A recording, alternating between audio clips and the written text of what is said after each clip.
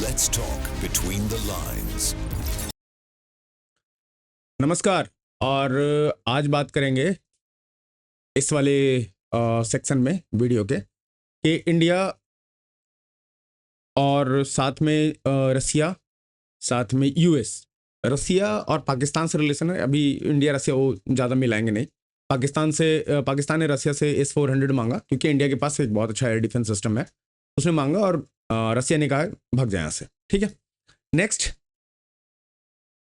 सबसे पहले स्टार्ट करते हैं। एक बहुत अच्छा सोशल मीडिया पे लगभग छोटा सा ही मुहिम चला था क्योंकि सारे लोग शायद जुड़ नहीं पाए थे उसमें। रीज़न आई डोंट नो कि क्यों नहीं जुड़ पाए थे। बात है क्रिकेट से रिलेटेड कि एशिया कप होना चाहिए नहीं होना चाहिए, उसमें इंडिया खेलना चाहिए नहीं खेलना चाहिए, इंडिया को बाइकआउट करना चाहिए या नहीं करना चाहिए। पाकिस्तान से क्योंकि हमारा ऑपरेशन सिंदूर और उसके पहले भी चीज़ें बैन हुई थी इंडिया पाकिस्तान के बीच में, तो हम क्यों खेल रहे हैं, राइट। और हर बार यही होता है कि यार बैन कर देते हैं, उसके बाद कुछ होता है, फिर थोड़े दिन बाद सारी चीज़ें ठंडी हो जाती है, तो फिर से हम खेलने लगते हैं, सेम चीज़ें अगेन एंड अगेन रिपीट कर रहे हैं। ये सारी चीज़ें अब कुछ ऐसी दिख रही है जो सरकार को शायद समझ नहीं आ रहा है, वो अब ऐसी दिख रही है। इस बार दुबई में जो Asia cup India versus Pakistan की टिकटें हैं वो बिक नहीं रही। तो इसमें आई थिंक बैकग्राउंड में कुछ म्यूजिक लगा है तो उससे कॉपीराइट आएगा। इसके छोड़ देते हैं, ठीक है। ये कह रहे हैं, मैं आपको पूरा कहानी बताता हूँ। ये कह रहे हैं कि संडे को क्रिकेट रखा है, टिकटें बिक नहीं रही। पाकिस्तान और इंडिया का ऐसा मैच होता था कि मतलब एक युद्ध जैसा होता था। दो ऐसे देश थे जो सामने आने के बाद एक माहौल बनता था, राइट। इंडिया पाकिस्तान दोनों तरफ। पाकिस्तान में बहुत टीवियां तोड़ी गई हैं क्योंकि वो मैच हार जाते हैं।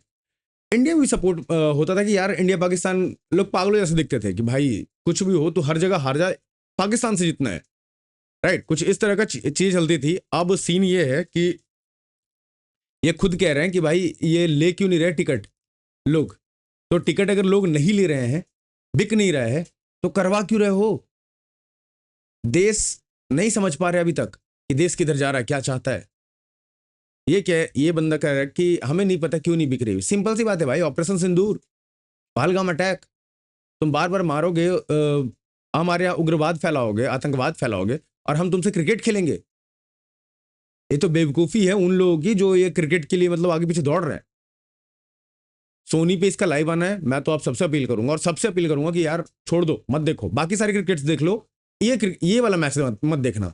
जितना हाइप होता था ना इंडिया पाकिस्तान का, उतना ही कम होना चाहिए, ताकि इन्हें समझ में आए कि नहीं, तुम जो ये सोच रहे हो ना मार्केटिंग, वो मार्केटिंग लाशों पे नहीं चल सकता हिंदुस्तानियों के, ठीक है। अब आते हैं, ये तो इंडिया पाकिस्तान का था। अब आते हैं थोड़ा, एक सेकेंड, कि इंडियन नेवी ने ना एक नोटम ले रखा है अभी फायरिंग एक्सरसाइज के लिए, ठीक है। ये वाला एरिया है, यहाँ पे नोटम ले रखा है इंडियन नेवी ने। जो भी नेवी को जिस तरीके की एक्सरसाइज करनी है फायरिंग वाली, तो उसका एक रेंज दिया गया है कि भाई इधर कोई भी उड़ना मत, फ्लाइट नहीं आना चाहिए, और ना तो आसपास से कोई गुजरना, ठीक है। हम फायरिंग इधर अपना एक्सरसाइज करेंगे, तो उसके लिए लिया गया है। ये 7 मई को बताया गया, और इसका डेट जो है वो 16 से आई थिंक 16 टू 19 सितंबर, अगर मैं गलत नहीं हो तो।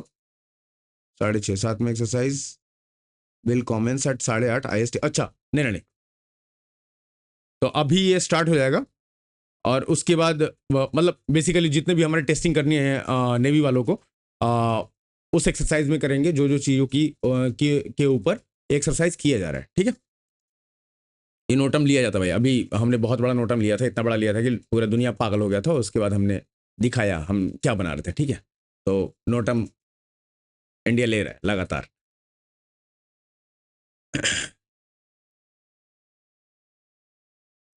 एक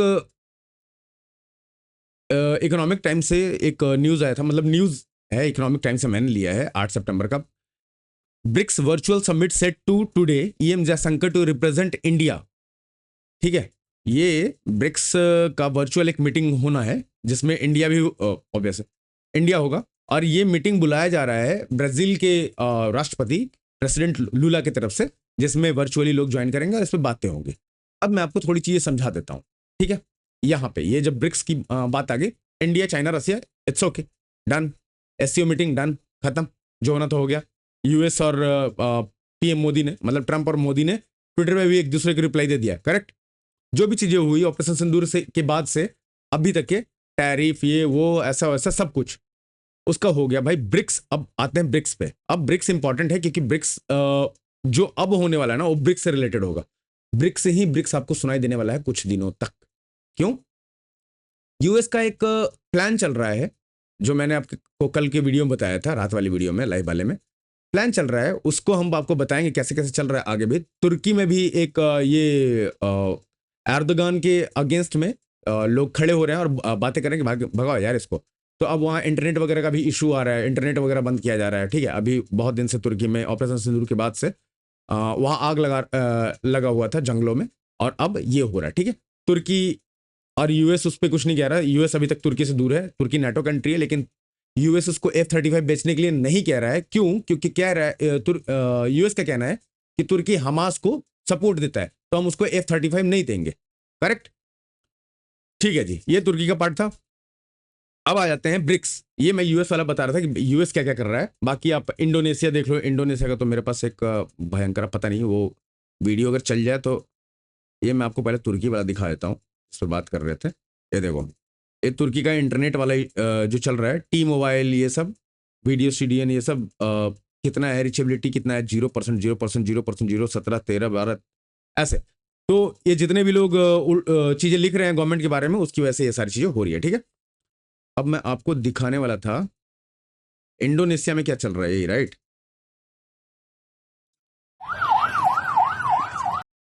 ये चल रहा है इंडोनेशिया में।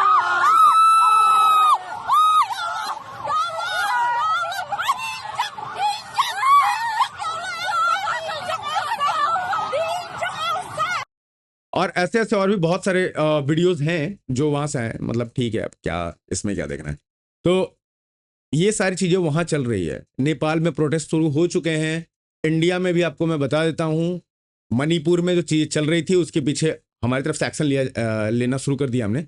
म्यांमार में अचानक से फॉरेन मिलिट्री का इंटरवेंशन, मशीनरीज का इंटरवेंशन आप कह सकते हो, ये देखा गया है। मैं आपको दिखाता हूँ। ओके,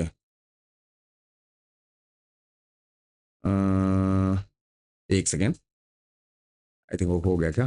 फॉरेन इंटरवेंशन कहाँ गया?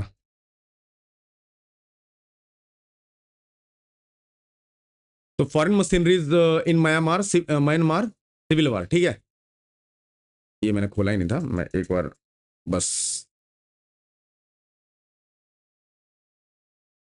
मिल जाइए।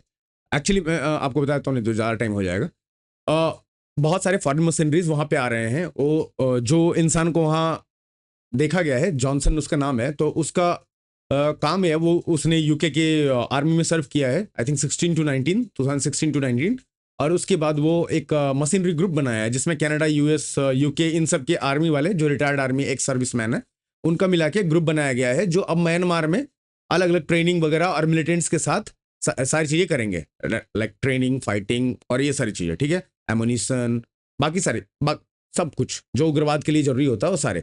ये कुछ सेम काइंड ऑफ तत्व हमें मणिपुर में देखे गए थे। ये यहाँ आए ड्रोन, ये वो सारे इक्विपमेंट्स, इस तरह के क्रिटिकल इक्विपमेंट्स जो आपको मार्केट में अवेलेबल नहीं है, बट वो ला के दिए उन्होंने। और उसके बाद अनरेस्ट स्टार्ट हुआ था हमारे यहाँ मणिपुर में। ठीक है, वहाँ पे मिशनरी का जो एक वो चला जा रहा है, कन्वर्जन वाला रैकेट, और जिस तरीके से वहाँ लोगों को घुसाया जा रहा है, एक अलग तरीके से आइडियोलॉजी डेवलप किया जा रहा है ताकि अनरेस्ट फैले, तो उस पर अब गवर्नमेंट तो अब लगी हुई है। अब शायद प्रधानमंत्री भी जाने वाले हैं, मुझे जहाँ तक ये एक कहीं पढ़ा मैंने कि प्रधानमंत्री भी जल्दी ही विजिट करने वाले हैं मणिपुर। ये सारी चीज़ें करते हुए मणिपुर में अनरेस्ट फैला के एक भारत में एक अंग भारत का वो सही ना रहे कुछ देर के लिए। बाकी भारत अगर शांत है, अपना काम कर रहा है, तो एक जगह तो आग लगना चाहिए, राइट। ये ऐसे करोगे तो आपको पॉलिटिकली और ये सारी चीज़ें बेनिफिट होगी, जो किया जा रहा है अलग अलग जगहों पे। आप देखोगे अभी भारत के इसमें छोड़ देते हैं, जो प्रॉपरली चल रहा है इसमें म्यांमार। अगर म्यांमार इम्पैक्ट इफेक्ट आता है वहाँ से भारत में भी आएगा। अगर वहाँ कुछ भी होगा तो वहाँ से हमारे यहाँ भी आएगा। साथ ही अगर आप देखोगे म्यांमार में अगर ये सब चीज़ हो रही है तो बांग्लादेश ज़्यादा दूर नहीं है, राइट। बांग्लादेश हमारा दोनों साइड का बॉर्डर क्रिटिकल है भाई अभी के टाइम में तो। और क्योंकि पाकिस्तानियों ने धमकी दिया है कि हम उधर बांग्लादेश की तरफ से घुसेंगे, और हर रोज पकड़ा जा रहा है बॉर्डर पे कोई ना कोई पाकिस्तान की तरफ से घुसता हुआ। आज भी जम्मू में पकड़ा गया है, एक सेकेंड, जम्मू वाला कहाँ गया बाबू, मैं आपको जम्मू वाला दिखा रहा हूं, देख लो, ये है पाकिस्तानी। इस सुअर को अपने देश में मन नहीं लग रहा था, ये हमारे यहाँ घुस रहा था, ठीक है, बट बीएसएफ ने इसे पकड़ लिया आरएसपुरा में, और अब देखते हैं क्या होता है। बॉडी बॉडी बना के आ रहा था भाई, पता नहीं कैसे आ जाएगा। ओ, गुदर में एनकाउंटर स्टार्ट हो गया है, फॉरेस्ट ऑफ कुलगम में। एसओजी आरआर जेएनके पुलिस है सारे उसमें इन्वॉल्व है। ये लेटेस्ट अभी जस्ट आया है, मॉर्निंग, अभी तुरंत। मॉर्निंग मतलब कितने बजे मैं बता दूं टाइम, क्योंकि आपको तो 5:30 बजे मिलेगा। ये 9:15 बजे सुबह की बात कर रहा हूँ मैं, ठीक है। तो वहाँ एनकाउंटर शुरू हुए, ये एक पकड़ा गया है, पाकिस्तानी घुस रहे हैं, हमें ध्यान देना दोनों साइड पे। एससीओ की सॉरी जो ब्रिक्स की बात चल रही थी, अब उसे मैं बता दूं, ब्रिक्स अब एक चीज स्टार्ट होने वाला है, जो अगर आप थोड़ा सा ये गहराई में देखोगे तब समझ में आएगा क्या।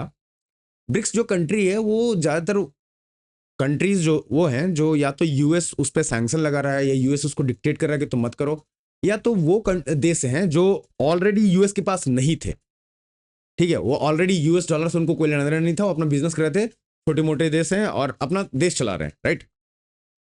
ब्रिक्स कंट्री अब जब होगा तो वहां एक बैंक की बात चल रही है जो डेवलप किया जाएगा, जिसमें सेटलमेंट बेसिकली बाकी कंट्रीज एक दूसरे को कर सकती है, उसका यूज इस्तेमाल करके, अगर आपको ट्रेड करना है एक दूसरे कंट्रीज, ब्रिक्स के कंट्रीज के साथ, तो क्योंकि ज़्यादातर तो लोग उसमें यूएस के ही वैसे हैं, तो ये ग्रुप में डॉलर तो होगा नहीं ट्रेडिंग के लिए, तो डी डॉलराइजेशन का एक बहुत बड़ा धक्का लगने वाला है जैसे ही ये सारी चीज़ें तैयार होगी।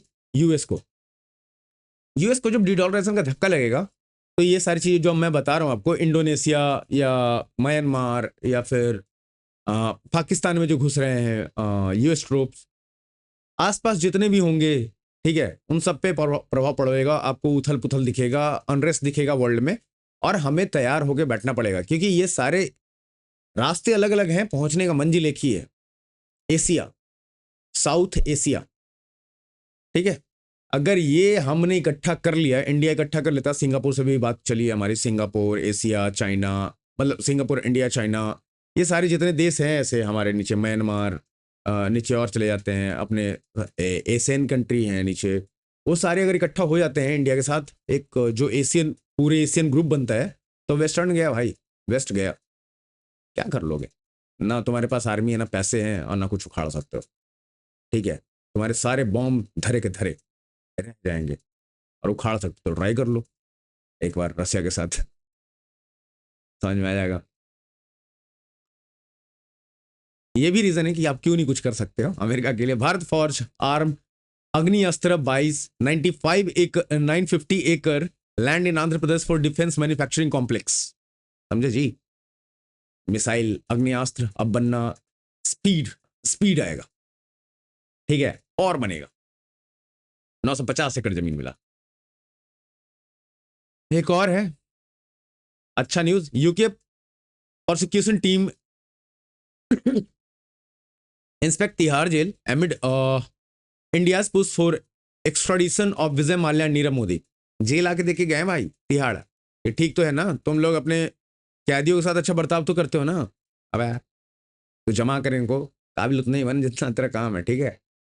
अले सावरकर को तो नहीं जेल में डाला था ना, कैदियों के लिए जेल देखने आ, देख रहे हो, कैदियों के लिए। और वो यूके, हेलो, तुम्हारे यहाँ तो इन्वेजन होगा ना भाई, हो चुका है, अब बस देखना तुम्हारा डाउनफॉल। मेरे हिसाब से तो भाई लंदन के अंदर तो बर्बादी होना चाहिए, बर्बादी होना चाहिए भाई।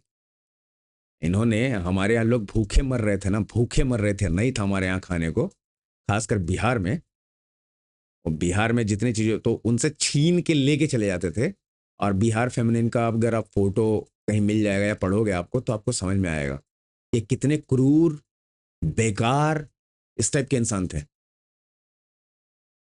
कॉलोनी बना बना के पूरे विश्व में अपना वहाँ से एक्सट्रैक्शन करते थे, जो भी रंगदारी हुआ ले लिया, और उसके बाद अपना देश अब जब तक के 70-75 साल तक इनके पास पैसे रहे अच्छे से, अब बेचारों की खाट खड़ी हो गई है। दूसरी चीज़ इन्हें ये नहीं समझ में आ रहा कि जिनके हम गुलाम बना के रखे थे 200 साल तक, जिनके हमने राज किया, इतनी चीज़ें ले ली और इन्होंने कुछ नहीं कहा। लड़ाई करने गए तो हमने अलग अलग चीज़ें खड़ा कर दी, अलग अलग लोग इनके ही खड़ा कर दिए, कह रहे कहाँ हमसे लड़ रहे हैं, हम तो तुम्हारे लिए कर रहे हैं। ये तक डाला गया दिमाग में आज़ादी के बाद के भी कि अगर यूके नहीं आया होता, अंग्रेज नहीं आते, तो बहुत सारी डेवलपमेंट होती ही नहीं हमारे यहाँ। समझ रहे हो? अपने यहाँ कौन सा कर लिया, करो। अब इनकी हालत खराब है, और अब देखने वाली बात ये होगी कि नेक्स्ट क्या होगा। ठीक है, यूके, चलो कोई बात नहीं, वो तो नीरव मोदी और विजय माल्या को लाने की बात है, तो लाना ही चाहिए, उन पर कार्रवाई होनी चाहिए। देश छोड़ के ऐसा कोई भी अपराधी नहीं भाग के कहीं जा सकता, ये बात दिमागों में आ जानी चाहिए लोगों के। दूसरी बात मैं बता दूं दूसरी तरफ से कि कुछ और देश शायद कुछ खालिस्तानियों को वापस भेजेंगे, जो यहाँ से ये कह के गए थे ना कि हमारा परसिक्यूशन हो रहा, हम खालिस्तानी सपोर्टर हैं और सरकार भारत की हमें मार देगी, इसलिए हमें आपके यहाँ जगह दे दो, शरण दे दो, तो उनको शायद डिपोर्ट किया जाएगा। ठीक है, ये भी मजेदार चीज है। तो जितने लोग ये थे कहने वाले कि भाई मोदी का डिप्लोमेसी फेल हो गया, उनसे आप थोड़ा पूछना कि फेल किसे कहते हैं। Trump threaten second stage of sanction on Russia over conflict in Ukraine. इनके हाथ में अब कुछ भी नहीं है। कल मैंने आपको यूरोपियन यूनियन के प्रेसिडेंट का भी आपको मैंने दिखाया ट्वीट। ये कह रहा है, बेसेंट कह रहा है, सब कोई कह, नवारो कह रहा है, हर कोई कह रहा है, लुटनिक कह रहा है, ठीक है, कि भाई सैंक्शन लगाओ। इन लोगों ने तो यहां तक कह दिया कि यूएस को बोलो,